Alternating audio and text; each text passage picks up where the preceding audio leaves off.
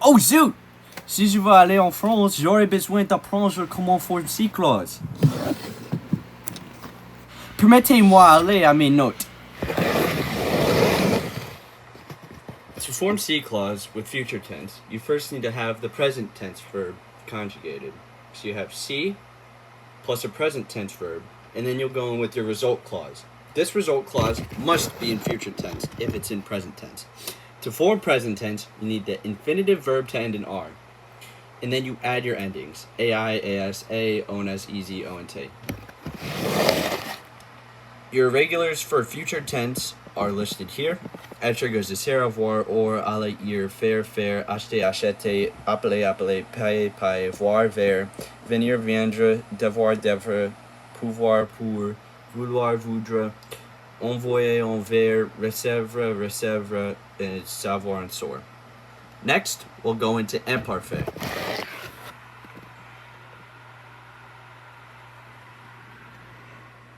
If you have a verb in C-clause formed with imparfait, you have to conjugate the verb to the new form, cut off the ONS, and add your imparfait endings. So AIS, IONS, AI, IZ, AIT, AINT. If you have imparfait, your result clause will go into conditionnel. Conditionnel is simple to form.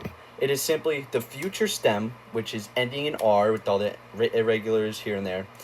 But instead of the future endings, you are putting imparfait endings. So a verb like être, and in the je form, it would be serais, S-E-R-A-I-S. Next, we are going to go to plusquamparfait. If your C clause is in plusquamparfait, that tells you that your result clause will be in conditionnel passé. But to form plusquamparfait, you'll need to do this. It is like passé composé, but it has other aspects to it. It follows the same format, but it has different things entirely. You will take your avoir and être form and use the imparfait stems and fill them in with imparfait endings.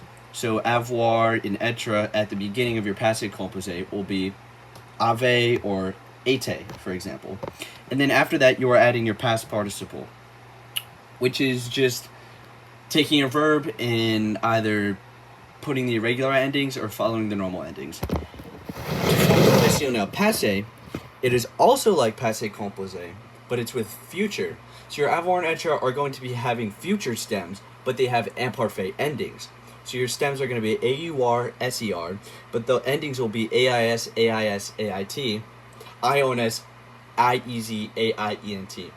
And after you have those conjugated, you will put your past participle in. There are a few exceptions, and there's also a way to know which way to use avoir or être. You use avoir with almost every single verb except for when you use être, when you're using the Van der Trent verbs in reflexives. And you have to have pronoun agreement and agreement on the verbs with être, no matter what form it is, anything with être.